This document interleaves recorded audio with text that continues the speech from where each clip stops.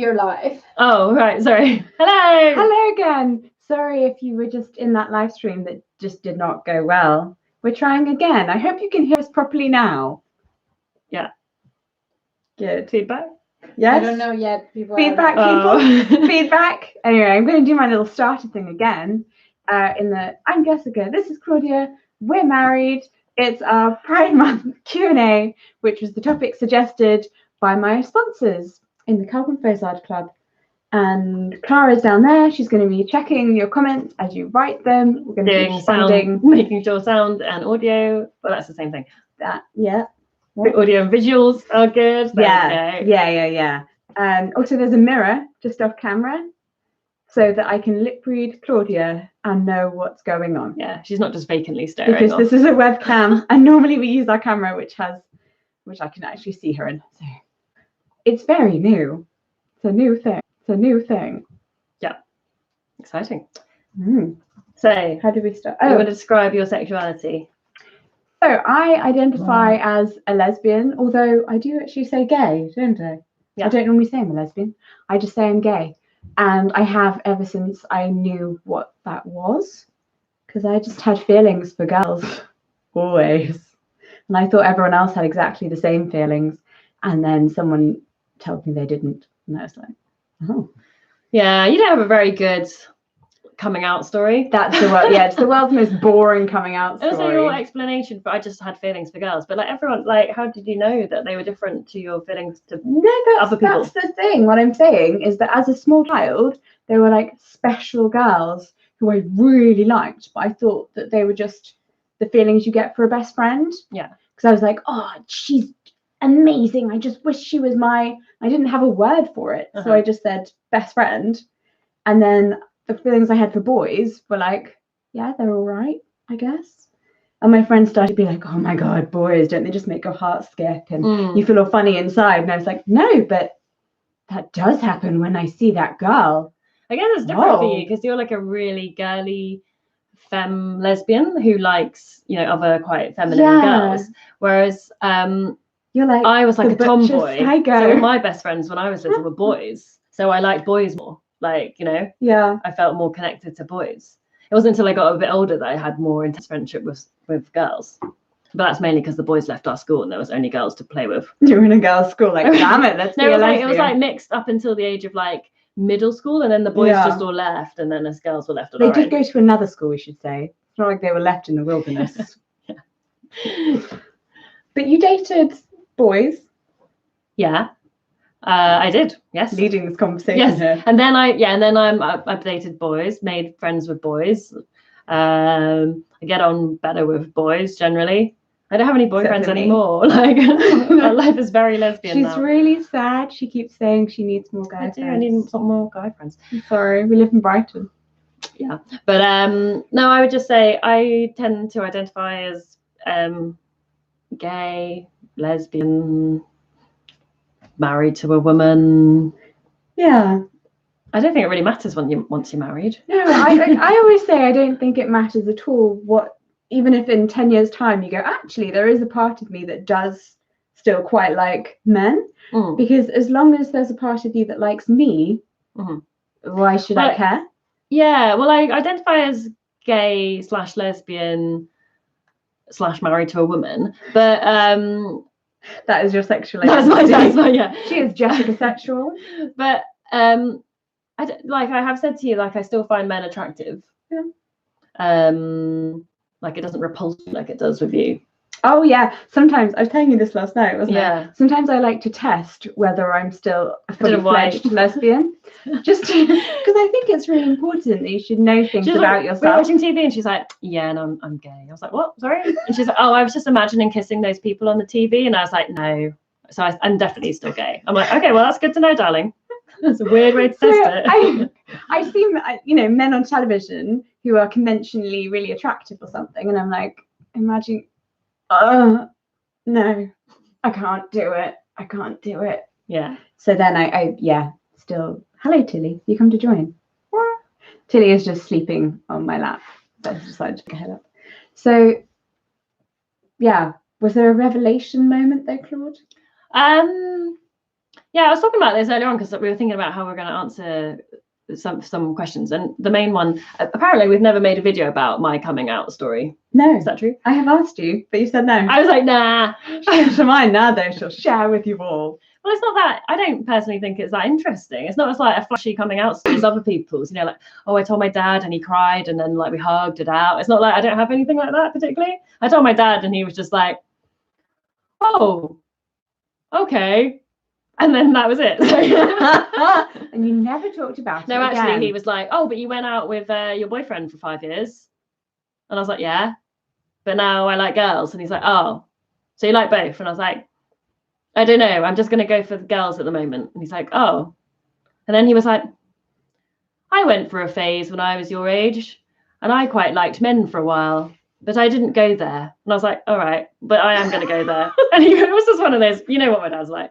But anyway. I love it when adults, when like older people answer with that, like, yeah, I went through a phase.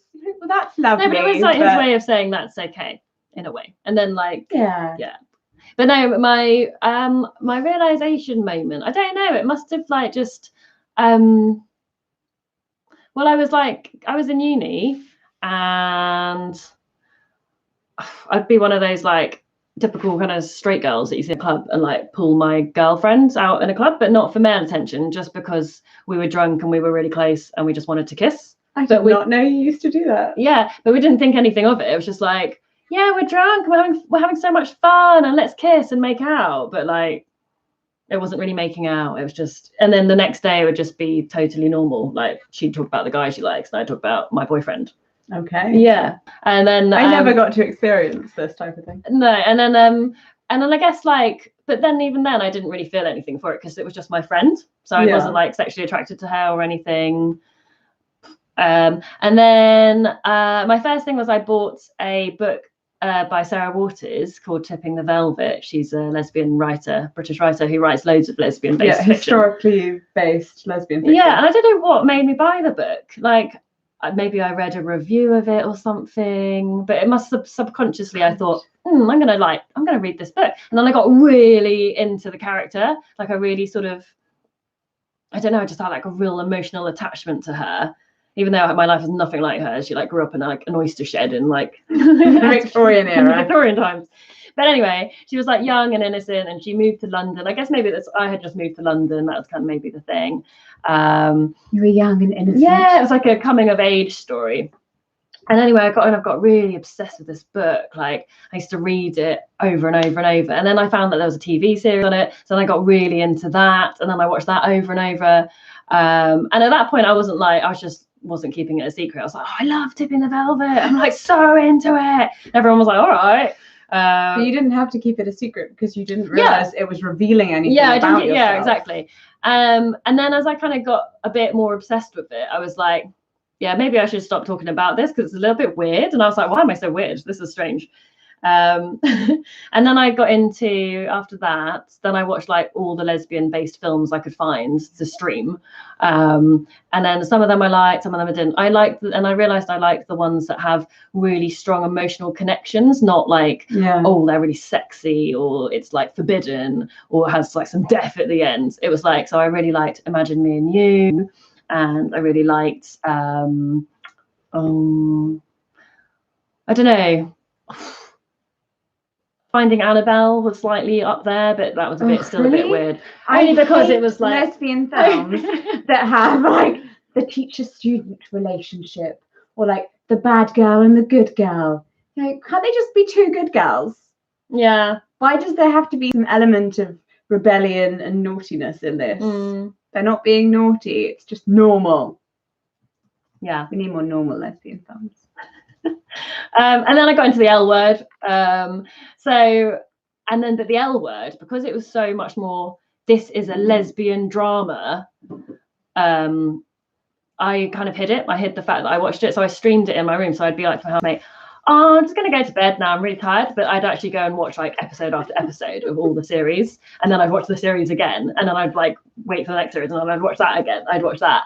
And I was like, really into it. And then I knew whilst I was watching it that I was into it more than just a straight girl fan like of the program. And then I remember going into HMV when HMV was still a shop. I really wanted to buy the box set because I hated the fact that it would pop up being, you've watched too many hours of streaming now and you can't watch anymore. And I'd be like, no, I need to know what happened to Dana. So nothing good. No. So yeah, they went to HMV and I remember circling round and round the box set of the L Word, thinking, should I buy it? Should I buy it? Oh, but then like people know I'm gay if I buy this box set. Like, so I did it like on a weekly basis. I go into HMV and see that it was on sale or that they'd have a few copies, and I'd be like, oh, and I just didn't buy it because I didn't want to like even out myself to the cashier person. But that's probably because you'd be outing yourself to yourself. Yeah. So I kind of went through that for quite a long time, maybe about a year of just like secretly watching the L Word and not having the courage to buy more lesbian fiction or more lesbian dramas from shops. Unless I could order it from the internet, then I wasn't going to buy it. And like not that many stuff you could get from the internet then, like lesbian things, I mean. Back in the day. And then I think then I just like, yeah. So I think I knew there was something going on. And then but my actual coming out wasn't until after my mum died. So this was all happening just before she got diagnosed with cancer. Then she got diagnosed with cancer, which was quite quick. And I just kind of put my whole sexuality thing on hold and concentrated on my studies and my mum. Yeah. And then when my mum died, I think I dated like some guy. And then I remember being on the date with him. Like, I mean, I dated, like, I went on like 3-4 days. And then I remember being on the last date with him. I was just like staring at him and I just thought, I am gay. Like, it just came to me like so clearly. It was so strange. See, that's like me watching the guys on television. Like, no. Yeah, I was just like, no. And I literally stopped him halfway through and I just sort of went, yeah, you know what? This isn't going to work out. And he's like, what? I thought this was going really well. And I was like, no.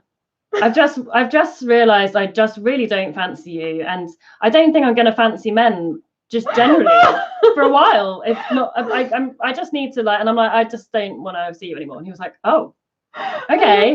But inside I was like, I'm gay, and I was like, oh my god, I'm gay, and it was so nice actually, that feeling. And then I think it was because I was saying to like Clara earlier on, I think because my mum had died and, you know, you reassess your life and your priorities. I'd already had to confront a lot of my own emotions, and I'd had a lot of friends around who were there no matter what and things like that.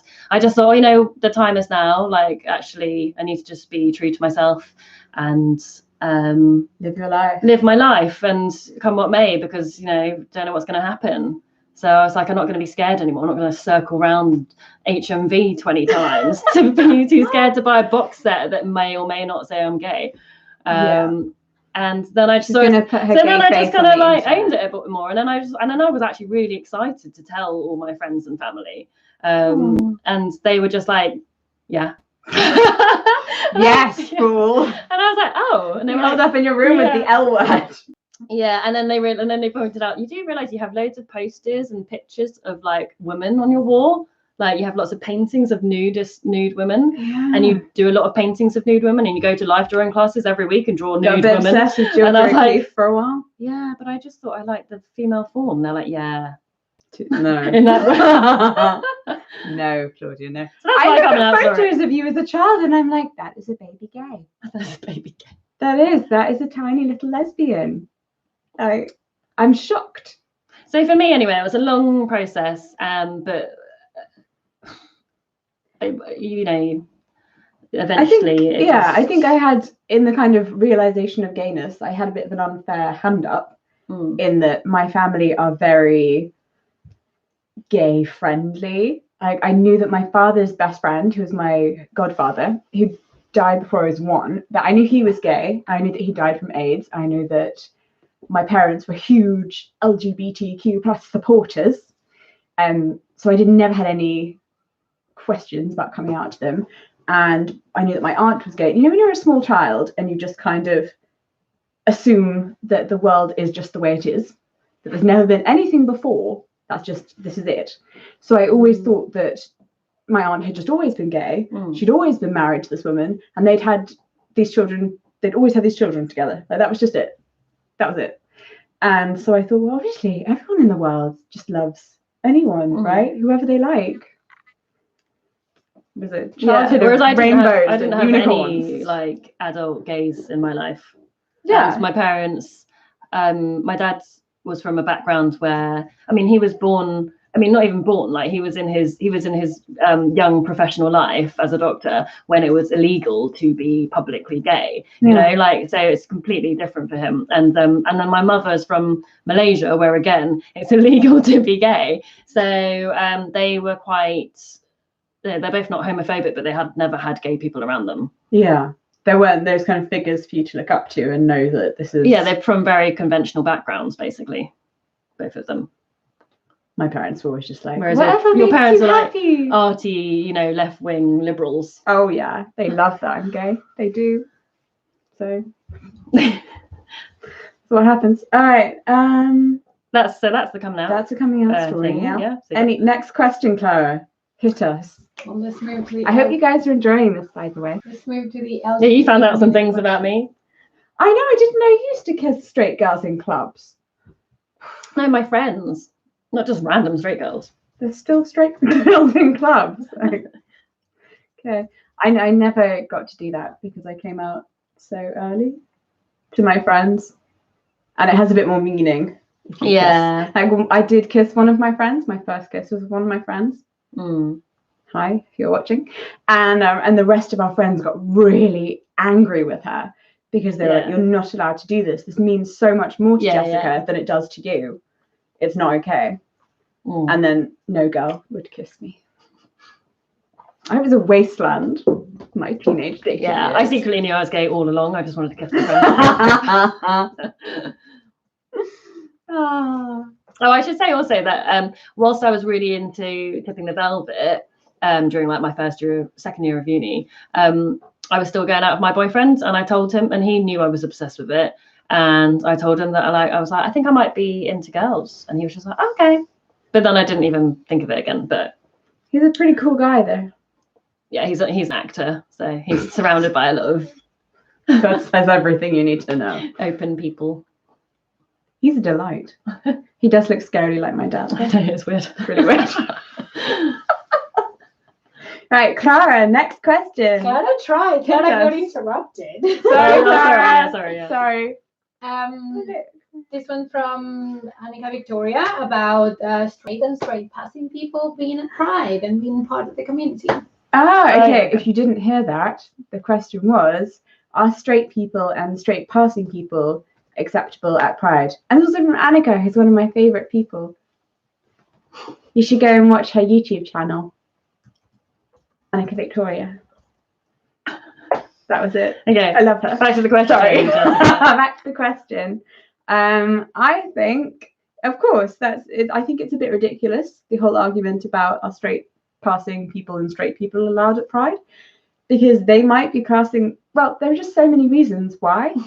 Like, for instance, I was trying to explain this to Clara the other day. If there was a disabled Pride and you saw someone and they looked able-bodied, would you chuck them out of the Pride parade?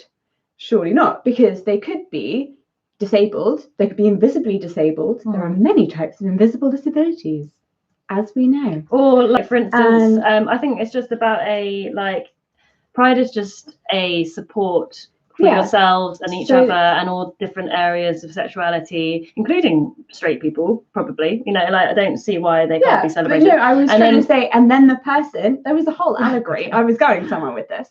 So the person could also be there with their partner who is disabled, or with their child, or their parent, or their friend, or they could just be a random person on the street who wants to show some love. Yeah. In the same way at Pride. I look it's just people who want to show support. Or like women's rights marches. Like, I think it's great when there's men there. Definitely. You know, if it was just women marching, it wouldn't have such a strong voice. It's the fact that people who don't have to fight for it are still fighting for it that make the impact. And it's the same with straight people coming along to Pride. It's like they helped pass those legislations that got us to be able to marry, you know, because they're the majority. And so they, of course, they should be allowed to come to events like Pride. Equality works well for everyone. Equality benefits an entire society, like with women's marches. And if we're all on an equal footing, then it's good for all people. So men and non-binary people should be included in these types of things, and in LGBTQ plus spaces, everyone should get involved. Yeah. It's like when I was before I'd come out, one of my ex-boyfriends is gay, and well, he wasn't when we were going out, and then and then I was his last girlfriend, and I turned him, and It's infectious being gay. yeah. Anyway, I went to Heaven, which is a big like one of the most famous gay nightclubs in London, and I remember they let me in because I was with him, but I still felt like they were a bit like, you brought your like gay girlfriend, like, fag hag kind of thing. You get your girl, your straight girlfriend. You brought your straight friend. Yeah. Okay. And anyway, when we were dancing, and my friend was like dancing with a guy that he fancied, and so I was like, okay, well, I'm just gonna leave him to it. So I'm gonna just dance over here, and I started dancing with this other guy. Who was clearly gay, like, because everyone in there was gay. But I was just having a nice time dancing. And then I just thought, we've been dancing for about a couple of songs now. So I was just like, what's your name? In his ear. And he's like, I'm gay, love. I know, I just asked what your name was. And then I felt so like, I felt so rejected. I felt so uncomfortable. Like, it was just like, oh, no one, he was dancing with me, like, just to be nice. Like, he wasn't actually accepting of me being in this space. Maybe he was actually a bit pissed off I was even here, like, yeah. But I think so since that experience, because I've had it from that side as well, I'd never want to make someone feel uncomfortable in a space that is meant to make people feel comfortable in. Like, I don't know whether this goes completely against, no, it doesn't, but one thing I really dislike is being hit on by straight men in gay bars. Yeah, you shouldn't hit on people who that are clearly happens a lot. Maybe rethink if you're a straight person. Well, I guess maybe that's what in he a gay thought. bar. Maybe he thought I was hitting on him when I asked what his name was. Yeah, maybe. He's like, I'm going to stop you there, love. Hang on now. Because I do that. Like, if straight men come up to me what's your name? Bar and they're clearly like, hello. I'm like, I'm gay. Yeah. I don't do that. I'm like, married. Yeah. Although, like, kind of like, I hate the way the lessons. The worst thing that's ever happened to me in a gay bar. No, don't share. This is a family-friendly channel. It was a bad thing. Okay. I was sexually harassed in a gay bar where I thought I was safe. But I got the guy out, so it was fine. That is good. Yeah. I mean, not out. He was in, but I think he was staying in, but like he was out of the club. Yes. There was some nudity. I don't know. Let's move on. Sorry, Clara's like, can you wrap? Okay. Next question. Asexuals in the LGBT community. Oh, Clara just did the sign for asexuals, which we all know now, don't we? Thanks to my video. Asexuals. And if you're aromantic. I don't think you have to do that face, do you? You do. Oh, yeah, it's very important. It's much the way like gender non-binary, the actual sign, if I don't do a face, that just means gender binary. Yeah. So to make it gender non-binary, you have to shake like. Okay. Sign language. It's a beautiful thing. So asexuals. Are they welcome in the LGBTQ? But see, because it's LGBTQIA plus in long form. What's the plus? Right? Huh? What's the plus? Everyone else who doesn't fall into those categories. So A is already established in it. Yeah, A is asexual, right? Yeah, I'm right. Some people argue that they shouldn't be part, and they want to know what you think. But some people argue. So I think that's very unfair, because I think LGBTQ plus. I think this acronym. I'm not good with that. I think it's just like it's just like any sexuality that isn't the mainstream, like Eve and Adam, is in my opinion, or whatever religion. You're so gay. You just said Eve and Adam rather than Adam and Eve. Oh yeah, I love it. Yeah.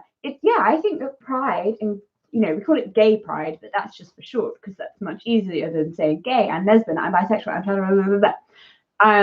I think it's just for anyone who's not cis het, right? Yeah, exactly. That's what I think. So, welcome to Pride. Like she says, like she. Yeah, that's why Pride. I said Adam and Eve and Adam. And it's like the the way the Bible wrote it. If you're not that, then you're welcome to the LGBTQTAIPXC. Also, Whatever.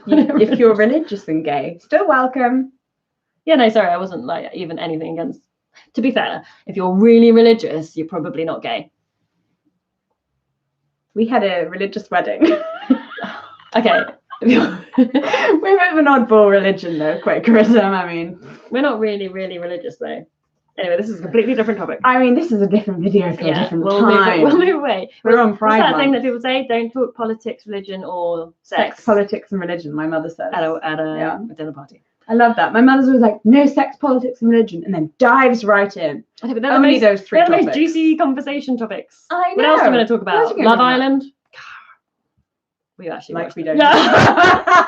Shh, don't tell people. Shh. We're really into Love No, Island. we're not. I mean, no. But poor Alex, come on. No, Someone needs to go. no. in. Next question. It's okay. Thank It's a you. different live stream for a different time. Weirdest Clara's just dying. questions you get when you come out to people in general? Like, what's the Weirdest you get? question. A question. I think when you're gay, you come out once, but it's not just once. You have to come out constantly, every day, to every new person you meet. Does she look like you? I get that one. Because people seem to think that I think they mean, homosexuality is just Yeah. narcissism. Or I think they mean, is she vintagey like you? Oh, true. Or is she different girly? Style. Yeah. Is she girly? I can't really think What what's a else? weird question. You get like weird, annoying statements made at you, like, Oh. you're so wasted. Or, Oh, such a shame. oh, you're too pretty waste. to be gay. Or You're too pretty to be disabled. My apologies. Who's let the me disfigure man? Who's the myself. man? That's a funny one. What? That's like completely not why we're gay. No, you're missing a basic tenement of lesbianism there. No, I haven't really had any like weird questions, I don't think, because most of them are quite fair enough. You know, like, how did you know you were gay? What kind of girls do you like? What's your coming out I story? do find though, Those are kind of normal. or maybe I used to find when I was a teenager, that when you come out to people, some of the questions they ask you are incredibly intrusive. Things that they would never ask a straight person. Like what? Okay, yeah, because I guess you went out as a teenager, so you didn't face other teenagers and their stupid questions. Also things like, how do you know you're gay if you've never had sex? How do you know you're gay if you've never had sex with a girl? I was like, how do you know you're straight if you've never had sex with a boy? You just know. It's not necessarily about other people. It's about you and yourself. Lots of people people did say that to me, like, because I'd had sex with boys, but I hadn't had sex with a girl when I told my friends I was gay. And they were like, oh, have you like slept with a girl now then to compare? And I'm like, no, I don't need to. Like, I know without having to sleep with a girl. Luckily, when I did sleep with a girl, it confirmed it. But like, I wasn't like, oh, bugger, that was really shit. Had it not been great, it could just have been that specific girl. Yeah, like one person doesn't stand for an entire gender. Not how that works. Yeah, they're just constant, very intrusive sex questions. That's what I faced as a teenager who was out. That was great. It was not great. Also, I used to get asked every single day by a small child. You know, "Are you she a would just keep lesbian?" talking. I see. Yeah. I'm just waiting. I'm sorry. I'm waiting Ask for the Clara next to throw question. another I'm question. having a good time with the chat people being like, oh, these two. All right. Clara, what are you saying? Was this a bad These two idea, just having a ramble chat on. that we can't see? What? Okay. What are you saying? Jessica, for you now.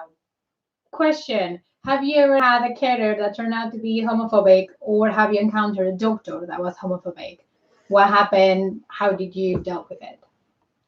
I wouldn't say I've had anyone that's been homophobic, because we live in England and I guess everyone's too polite to ever say anything. Even if people are homophobic, it's a bit like, Well, luckily, recently you had a lesbian doctor who went to get contraception. Yes, I started the pill for my migraines. Yeah.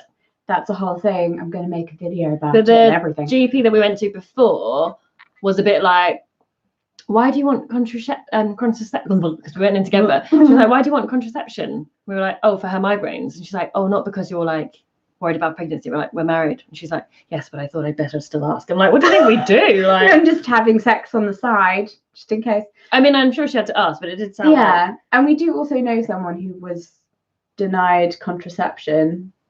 No, was denied the pill. because it wasn't as a for lesbian. contraceptive use. Yes. But no, this doctor was really nice and gay. Yeah. But no, I mean, yeah, like you said, we live in a very I would say though, I did have a carer who I didn't come out to for quite a while because I knew she was very Catholic. And I didn't want to, and I didn't have a girlfriend, so, and I wasn't, dating or anything, so there was no reason really to come out. And then when I did start dating, I didn't tell her until I had an actual girlfriend, and then had to be like, so you know that girl? And she was like, oh, right, yes. And she just kind of skated over it and was like, you're a good friend. Your friend. I don't have like obviously a carer, and I don't really see doctors like ever, but a similar sort of relationship, I guess, would be because I'm the dentist. I don't tell my patients that I'm gay because unless it comes up in conversation, but I don't go, oh, me and my wife. Like I don't just drop it in, like I would perhaps more comfortably drop in if I was married to a man. Like, oh, my husband and I went this weekend to the cinema this weekend. I just say I did this, or we, but I don't say like my wife. I don't specify my sexuality because of there is still kind of a bit of a fear from my part, which sometimes I'm a bit shameful that I even have that. I should just be a bit proud, but like that my patient will like feel uncomfortable, like but that's me assuming that they have slightly homophobic feelings, which most of them probably don't, but I don't want to put them in a position where they feel uncomfortable and then they can't say it because it'd be un-PC, like. But equally, you want to be careful that they don't turn on you. They're not aggressive towards me. Because you're both in a position that is quite delicate. Yeah, exactly. And also at the end of the day, my sexuality and my personal life has nothing to do with my professional life. So I think I just keep it quiet. But it can be a little bit upsetting when like my colleagues are just chatting away about their family life, and that builds rapport between them and their patient, which is an easier like icebreaker, whereas I can't build rapport in that way. I have to just build it through a one-way kind of conversation in a way.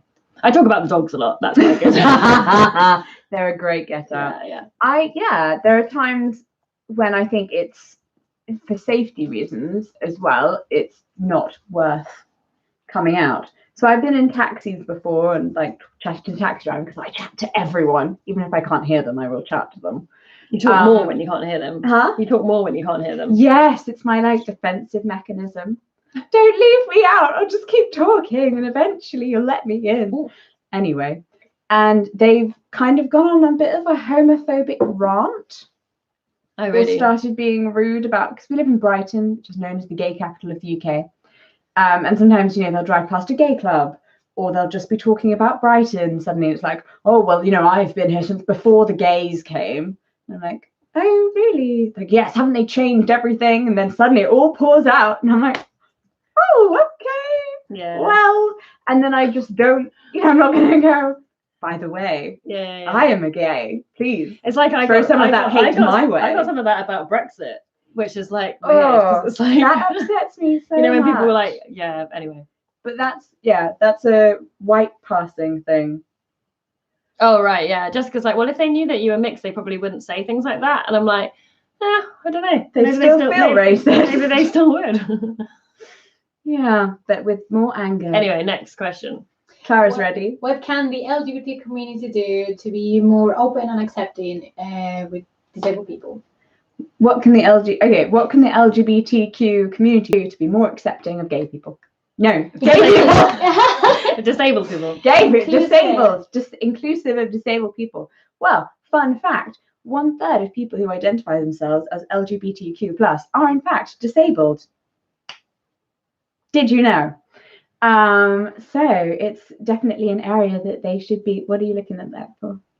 No. She had a reaction. Anyway, so I think this works on many levels. Partly, like we were saying earlier, prepping for this, that gay spaces have often been underground. They can't be places that are just on the high street. Yeah, literally like underground, like basements of bars, or like the attics of attic bars. where you.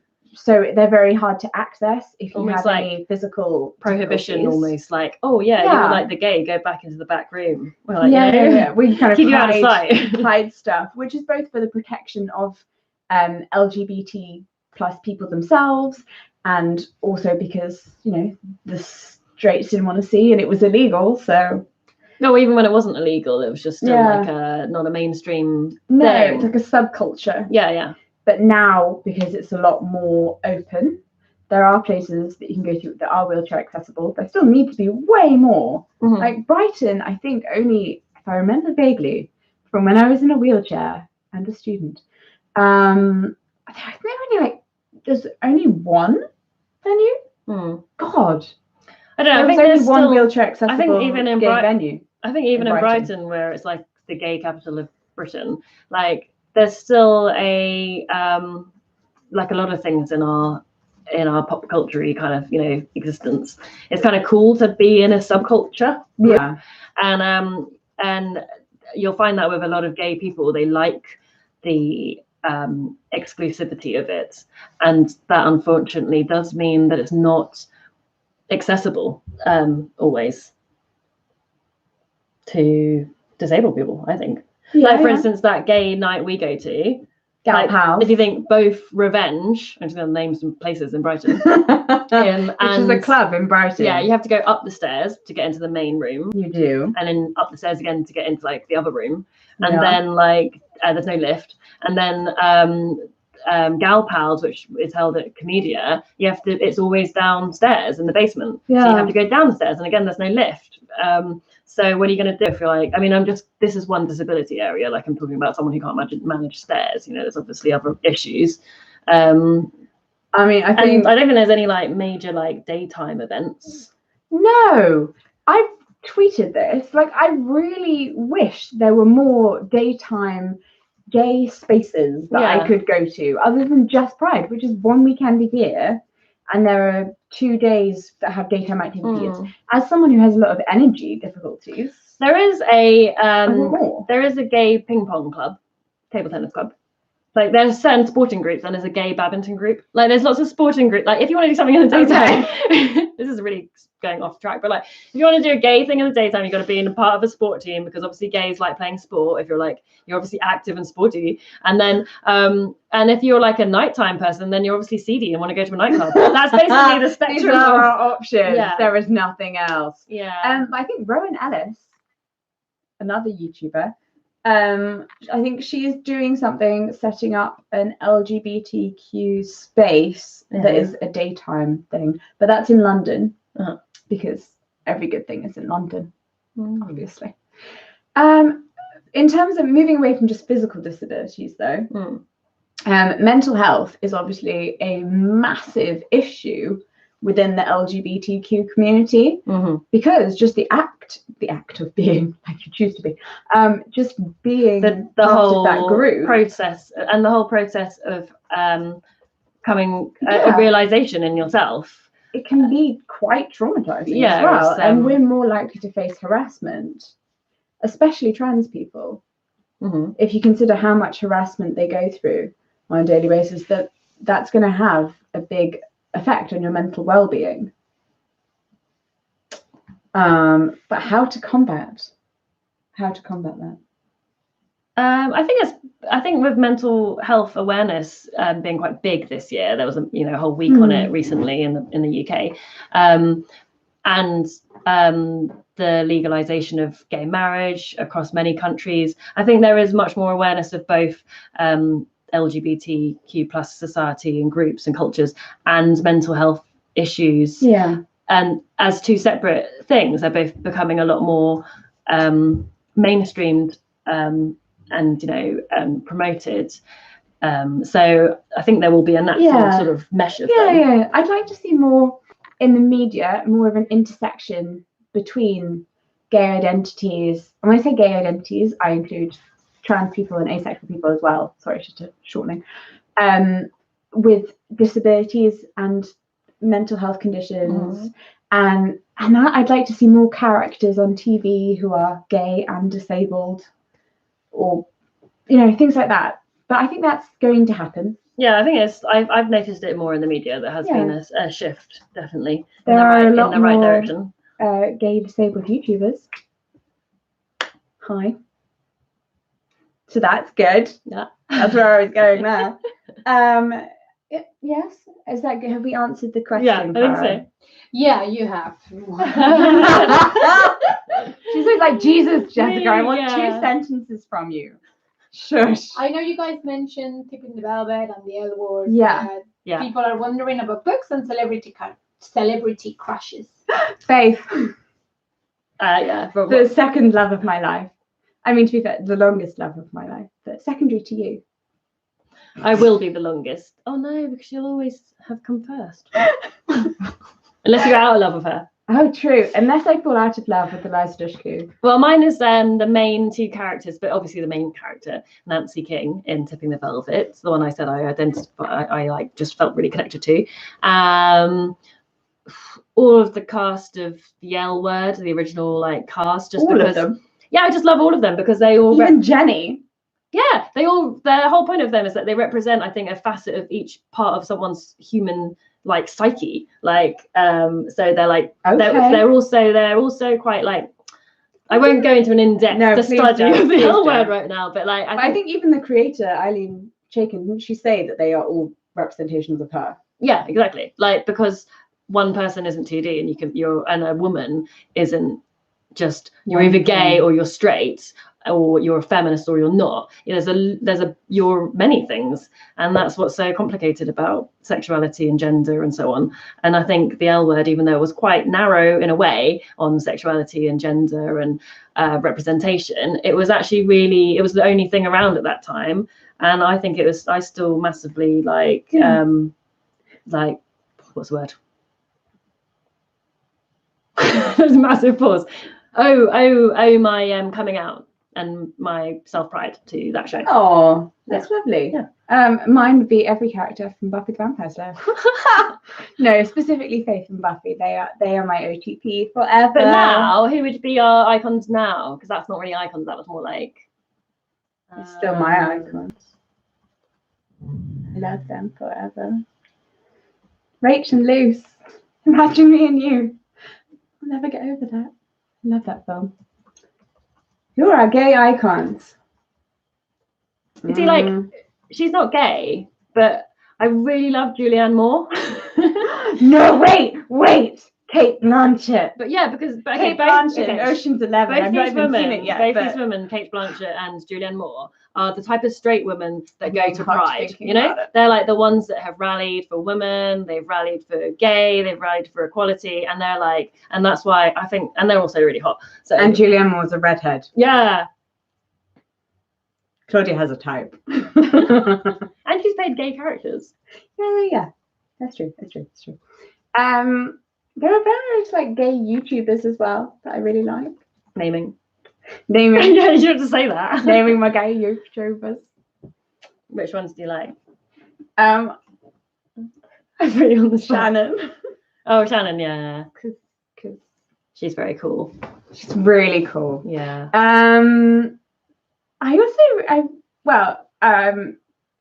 Bisexual, but Ash Hardell. Yeah. Who I'm going to collab with next week. Oh, exciting. At VidCon. Yeah. I'm really excited to meet them. Yeah. That is very exciting. I only recently Jessica pointed me to Ash's videos and I was like, I really love their stuff. Yeah. It's I know. Really aesthetic, but also really real. And Grace seems so lovely as well. Yeah. Oh my God. And we're like, yeah, they're married too. They're married. We could be a little marriage awesome. Married friends. No, that'd be weird, but yeah. We can high five on the marriage stuff. Oh my God. I really like Miss Fender. Okay, I don't know. Yeah, Claudia watches like the thing I love about YouTube is that you get like into your one corner and you really obsessively know the people that you know. Yeah. And then you meet someone else and they're like, I love these YouTubers. And you're like, yeah, we love YouTube. And you're, oh wait, we don't like any of the same people. It's so yeah. Wow. I always think it's weird how you stumble over people and you're like, you have 20 million followers. How do I have never heard of them? And what's even more interesting is when you watch their stuff, it's really crap sometimes. It's like and really boring. But anyway. It's been 45 minutes. We're moving on. We're moving on. Oh, we're being moved. We're being moved along. We're moving to a serious one. Oh. Okay. Is maintaining intimacy and sex life difficult for either one of you? Maintaining intimacy and sex life difficult for us. I warned about this one. You did warn about this question. That is true. Well, in terms of like, because we're just getting really ugly now. Like, it's just really hard to maintain it. We've been married so long. Yeah. Oh my God. It's our 2-year anniversary in September. Yeah, it is our 2-year anniversary. Yeah, it is. Yeah. Oh, we and at the end of this month, no, at the end of next month, it will be the 4-year anniversary of our meeting. I know, we've only known each other for not even 4 years, mate. It's weird. Crazy. I can't actually remember life without you anymore. Like, there's just a whole. We got asked that exact same question, but kind of in a more foresighted kind of way by a Quaker elder before our marriage. So we had to have these like marriage sessions, pre-marriage sessions, and he asked us. So obviously at the moment you're young and in the throes of love and passion, but how are you going to maintain that love and passion into like 30 years down the line, wasn't it? When the physical attraction the physical attraction has gone or might not be as it was. I think I'm going to fancy Claudia when she's 80. Yeah, and we just said that it's you kind of well, we haven't got there yet, but I said because our love and attraction isn't based on just physical, like it's like you are just the other half of my soul. It's just a deeper connection, and so we can both be looking absolutely horrendous in like the morning where we've just been drinking Lemsip all night, and we decide to get it on, like because it just felt like we were having a nice cuddly moment and just led to something else. It doesn't. Sometimes something's going somewhere, and then my hip pops out, and then Claudia has to like put my hip back in, and then it continues to go somewhere. Yeah. My disabilities don't really stop us. No. I don't know. I don't think we can really answer that yet. We haven't even been married 2 years. I don't know that the question is actually about the length of time we've been together. Oh. I think it's more about my disabilities. If I'm reading this correctly, someone correct me. Is that what the question's about? I literally read it as it was. No, it said, how do you maintain your sex life? Mm-hmm. I think it was probably disabled related, but you have answered that, so we are gonna move on. Did you ever get sex ed classes in school? Oh right, yeah. Sorry, move the camera. Did we get sex ed classes in school? I repeat these in case you can't hear, Claud. Yeah. Yes, we did. Well, I did. I went to a different school, but at my school. Oh man, why have we gone to the same school? Someone needs to write that fan fiction. I've written it in my head already. It's fine. Continue. Yeah. Oh, what happened at my school? Yeah, we had sex ed. We had sex ed even in my primary school, where we watched like a weird video about naked people. Oh, and nudists. There was like a video all about nudists. Yes. Why is that section education? And they played tennis or badminton. Like some people like to live their lives completely naked because that is absolutely fair and just. Look at this man playing tennis. England's weird. Those are not the only balls bouncing. But yeah, just I just added that in. But like, I'm dying. But yeah, we had some really weird sex ed like that, and then but yeah, we did the condom on a banana. So yeah, no, I don't know, it was very useful because it was like people like to live their life nude, and here's how you put a condom on a banana, and be careful because you could get STIs. But how? That was it. I came away from most of my sex ed classes like, but why do people have sex? Because this does not sound great. It's like you have sex, either you immediately become pregnant or you get a host of diseases and then your bits fall off and you rot from the inside.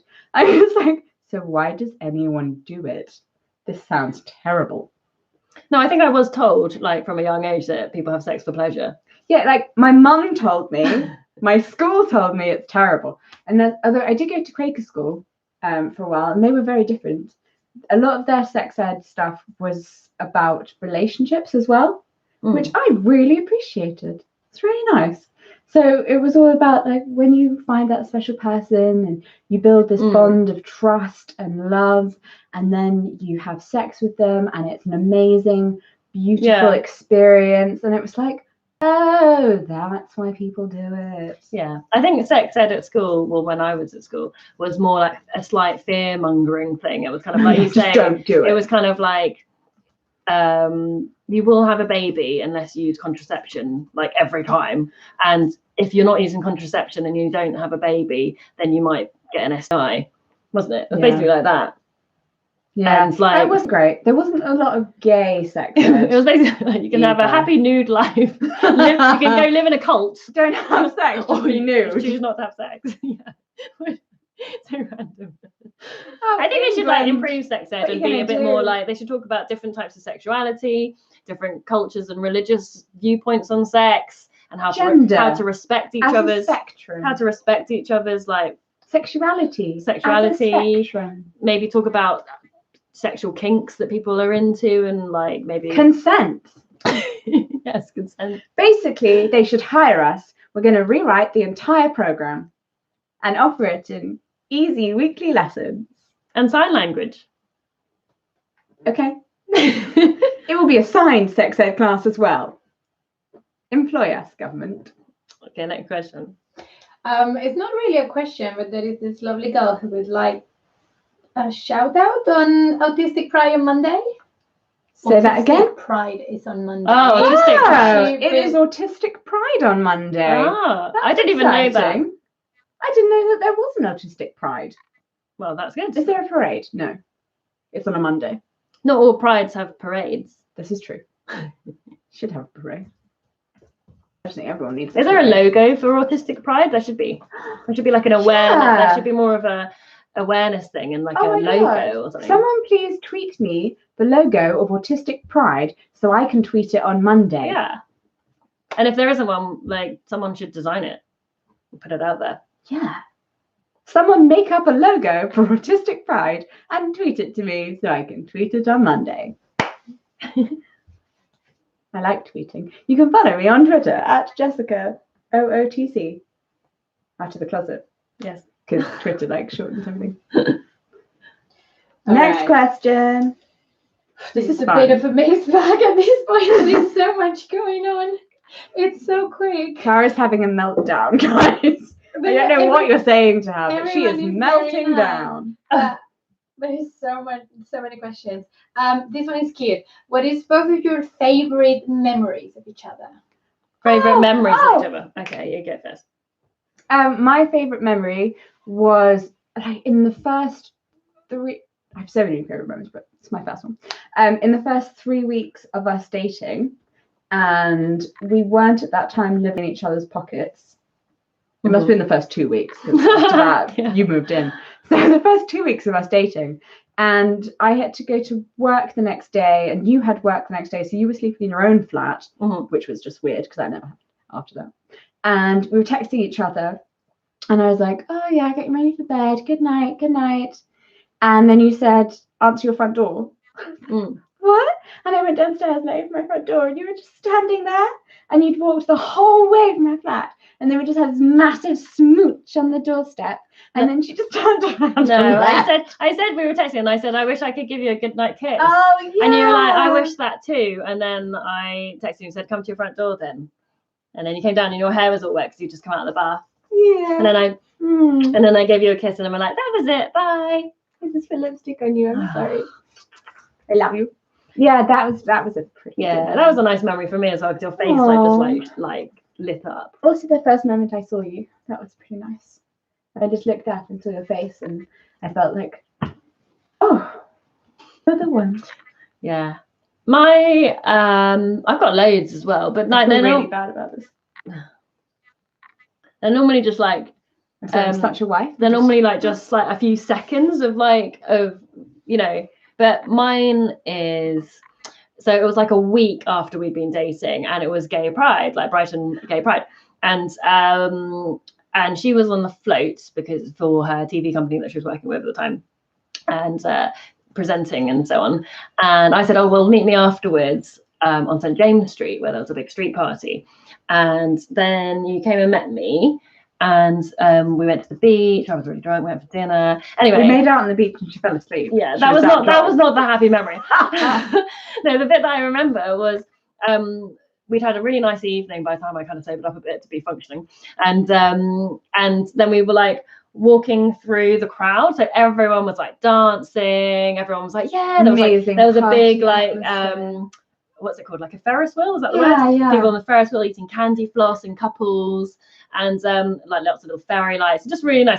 And then Jessica was in front of me holding my hand and like leading me through the crowd, and then you just like stopped and turned around and like smiled at me, and then like, but that was it. And and it was just, I just got a really clear memory of that, thinking like I felt really happy and complete, and how amazing it was. It felt like the whole of Pride was celebrating us. Oh, don't do that. You're gonna get that. I always remember on that way home, this gay couple stopped us and said that we were an amazing couple. Yeah. And this was the second time we'd ever met. We were walking back. And we were like, yeah, we were walking back up your hill, up the hill to yours, weren't we? And we were like kissing, and then these two gay guys went past, and they were like, "You make a beautiful couple," and we were like, ah. I have so many other beautiful memories. Yeah, anyway, moving on. God, sorry, we will be here all day. I could just list relationship too. We are almost an hour in. We're almost okay. an hour Maybe we should like make this Are the we last supposed one to wrap this up? Last question. We've got to go out tonight for Friend's birthday. Question, so we're guys. we're going to be there in like an hour, less than an hour. Oh, okay, sorry. Well, one of the ones I have here is if you, obviously you knew you were meant for each other really quickly, how did your family and friends react to the speed of that? How did our family and friends react to us getting together so quickly? Oh yeah, I've got funny reactions, haven't I? Oh yeah, yours are much better than mine. So my sister, mine are really quick. You do yours. Mine are basically, my grandparents got married 3 weeks to the day they met, so no one in my family cared. They were like, got married, got engaged 4 months in, dragging your heels. Mm-hmm. But then we knew your family would be more accepting, so because we were in Rome, because I proposed in Rome, so we FaceTimed her brother and his girlfriends, and we were like, guess what, we're engaged, and they were like, what, that's amazing, yay, weren't they, quite instantly? Amazing. Yeah. And then I think we FaceTimed your parents, and they were also like, oh, that's wonderful, darling. My parents have hilariously been waiting for it. Your dad sang congratulations, celebration in the background, like. So they were like, was almost like they were both expecting it, your brother and and your parents. I think I FaceTimed my mum, and she was like, yeah. Yeah, they were kind of, oh, you're going to Rome for your birthday. Yeah, they kind of knew. So then I was like, well, I don't think my family are expecting it. So firstly, my sister had been going out with her boyfriend for 10 years, and she had been waiting for like the last 2 years for him to basically propose. And we were like, constantly waiting. We were like, okay, well, he's going to do it soon. So I did feel a bit bad because she's older than me, and I know she really wanted to get engaged first, I guess, or she just didn't think I was going to get engaged. I've literally just met her. So when I rang her, she just finished a night shift, didn't she? And she was in bed with her iPad, and I was like, we were like, oh, we've got some really great news, and she was like, and we were like, we're getting married, and she was like, what? And I was like, yeah, we're getting married. And she was like, oh, right, wow, that's so amazing, I'm so happy for you guys. But you could kind of tell that she was a bit like, damn it. Yeah. And I was like, oh no, I think I kind of upset her a bit. And so that was that, but eventually she was fine. She loves having two sisters now. I mean, they got married before us, ironically, because like I think us getting engaged and then his younger brother getting engaged kind of pushed him in the right direction. So anyway, so that was all fine. And then my dad was quite funny, wasn't it? Yeah. So we then Skyped my dad, and I didn't do it till we got home because I was like, I'm not doing it from Rome, because I was worried what his reaction would be, to be honest. And he was holding his iPad down like this, so we had like this weird angle of him. And we were like, yeah, so we're just gonna have something like really big to tell you. I hope you're gonna be happy for us. And he was like, yes. And then we were like, we're engaged. We got engaged. And then he was just like, And I just looked at you and I was like, oh my God, this is really bad. And I looked back at him and I was like, Dad? And he was like, sorry, darling, the line just kind of cut out there. Did you say? And I was like, oh God. And I was like, we got engaged. And he was like, oh, right, that's good news. Yes, you can get married now, can't you? It's legal. And I was like, yes. It's the year we met. It's the year that gay marriage became legal in the UK. Yeah. And I was like, yes, it is. And he's like, oh, very good. You don't have to have any civil ceremony things. I was like, no. And he's like, very good. Yes, okay then. And that was fine. That was that. Yeah. And everyone loves Claudia. So everyone was happy. Everyone in my life was like, she's amazing. We love her. I mean, Jessica, you can leave sometimes, but Claudia can stay all the time. She's great. Yeah. Still true. Everyone loves you. Yeah. How could they not? Oh. And then I told like my Malaysian family I think they kind of just heard through the grapevine. And then we went out there and they were really accepting. We had an engagement party. So it was all fine. I was obviously worried about telling them as well. I think it was a bit of a shock for them. And then for quite a long time, my dad wouldn't tell our family, friends and relatives. He was just a bit like, it was a bit awkward, yeah. How's Claudia doing? Yeah, but he was like, he's fine with it now. Well, yeah. No, he is. You said yesterday you love my dad. I do love your dad. There's such a long pause every time he says my name. Yeah, if we get any event, he's like, oh, this is Julia and her husband Sam, and this is Claudia and Jessica. I'm like, who is my wife? And then they're like, oh, right. I'm like, now you just made it really awkward. If you just said, and this is Jessica, her wife, people would just be like, oh, hello. Yeah. Sometimes I feel like they might think I'm his wife. Why? Because he's like, this is my daughter. This is my daughter's husband. This is my other daughter. This is a lady. Yeah. I'm not. But this is not. No. And then you're just like, who's with this lady? Yeah, this one. I belong to this one. Oh no, yeah. Yes. We were supposed to be wrapping this up. Yeah, we've wrapped up. Sorry, Claud. Yeah. Let me read you something that I just found out. Okay. What did you find out? Because someone donated money and I didn't know that was possible. Oh. I don't know. And that was Did you guys Ellie. know it's possible to donate money? Donate money. Basically, it was Ellie. And her message Hi. was, keep doing what you're doing. You guys inspire me day to day and manage to bring a smile to my face. Oh. Thanks for being so positive and inspiring others. Oh, that is so kind. I hope that we do. Oh, you sweetheart. Thank you very much. She's amazing. She likes My Chemical Romance. We've been talking about it. Have you just been in the comments discussing My Chemical Romance? Yeah. You are such an emo. Oh my God. It was quite funny yesterday. Clara turned up with like a My Chemical Romance t-shirt on, and Jessica and I were like slow dancing to some acoustic version of like some song. I can't remember what it was now. Ed Sheeran. No, it wasn't Ed Sheeran. And I had just made her like banana pancakes, and Clara was like, I feel really out of place right now. Like I should just go with my emo self. I was like, it's all emo here, darling. We have all of the emotions. Yeah, we're full of emo. Okay. All right, then one more. This is new. Derek Williams also donated money. These two are adorable and need an animated series. An animated series. An animated series? Yes, I'd be such a good animated character. You would. My hair would have so much body. It already does. No, but more. More body. What would my hair have? Disney princesses have such good body. My hair's messy, but that's fine because I'm a modern girl. Oh my God. Clara and Claudia wrote it was way out of context. I like my hair to follow a really neat pattern of curls. That's all. Yeah, it's fine. Mm-hmm. Anyway, thank you very much for donating money. That's the sweetest thing ever. I have also just discovered we're flying with Norwegian to VidCon.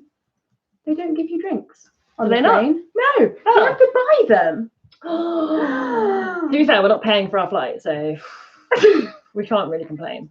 No, I just think you're in the air in a tin can. You have no choice. They should just give you drinks. I just always take a big bottle of Evian or some kind of water with me anyway, because it's like you really need to stay hydrated on a plane. Oh, you do. So even if they give you true. free drinks, like when we flew with BA, like they give you as much water as you like, but there's like tiny cups, and you're just like, another cup, please. Another cup.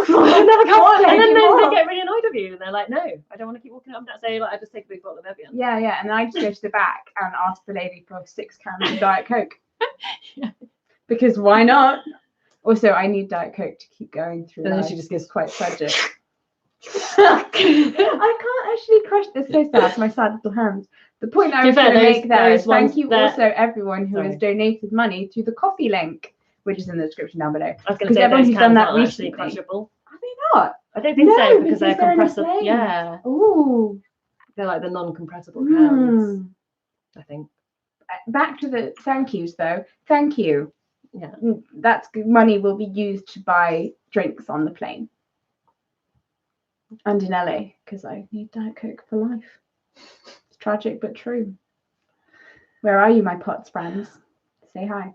Okay, is that Sorry, I'm Should just we actually laughing. wrap They this want up? to know if you know who Panic at the Disco are. Yes, we know who Panic at the Disco are. God. Well, I do. Yes, you do. they're a Yes. band? Yeah. It's the song you asked me about the other day. I write Oh, I things can't- tragedy. What's that song like? Remember What's that main famous one where it's like dress, touching her dress, taking her dress off? Are you thinking Maroon 5? No. Sing the song, Clara. I have no idea what you're talking The main about. song, like from years ago, their main single. So I write scenes, non-tragedies. The one that That doesn't tell happens us like in anything. a wedding, and he's like, "Please shut the goddamn door." Yeah. That one. Yeah. Shut the goddamn door. That is only from 2006. Good job. Did you just make that into like an F.7 song? No. Yeah, a little bit. Right. See, this was supposed to be LGBTQ+, and we have just ended up with your emo self, Clara. Do you know who How she wanted it to go. All American Rejects are? Yes, I've seen them live. I can hear anything. Swing But on the tabletop. there was a girl I Sorry, really that's not even an fancied emo there. band. So I know who Jimmy Eat World are. I know who whatever. Like, What's don't that prove show our off? emo What is selves this? to you. Did you actually have an emo phase? Yeah, I've I never did. seen Yeah, photos. I did have an emo face. Like everyone was a bit emo. It was like when everyone liked My Chemical Romance and what's that other band called? I'm not even kidding when I say this, but when everyone else was having their emo phase, I was wearing pink twin sets and curls. I was a bit more into like Red Hot Chili Peppers though and things like that. Oh yeah, a girl I fancied like them. That's basically my entire childhood. Oh yeah, a girl I fancied liked ... Now it's only you and Eliza Dushku. Oh. She's number 2. We should probably say goodbye so these people can go home. Yeah. They are home. We need to go out. Oh yeah, we should say goodbye so we can leave. Yeah. We love you. Thank you so much for tuning in. This is amazing. Yeah, thank you. I love this. Let's live stream more. I hope the audio was okay. Sorry about the little mishap to start with. Yeah, sorry about that. Oh, Pretend that never happened. Pretend that never happened. Let's take the webcam to LA. yeah, Can we definitely. do that? Let's live stream in LA. Yeah. We could live stream I just got really overexcited. We won't be able to live stream from our hotel because that's all like top secret, but We're allowed to live stream from the collab yeah. room. Okay. There's like a special room where we can go and live Yeah. stream. Or if they've got Wi-Fi out and about, or just like Yeah. yeah. And from the actual convention itself, because I know that there are loads of people who find events like that impossible to go to, not only for monetary reasons, but also for accessibility, because they don't have the energy. Well, never mind, friends. I'm going to take you with me. Probably through Instagram Live, though. Yeah, you could give a tour of VidCon, yeah. Yes, I'm really excited, It is but going to be also really kind fun. of scared. I'm giving a talk to 500 people. It's going to be really great. Thank you, baby. I love how you always believe in me. Yeah. I'll be sitting there sobbing like, that's my girl. Oh. Anyway, we're going to get her. Yeah, bye-bye. We got to go make out. I'm still here. Yeah. I'm still here. Sorry, Clara. Okay. Bye. Bye. I love you. Bye. Bye. Mwah, mwah, mwah.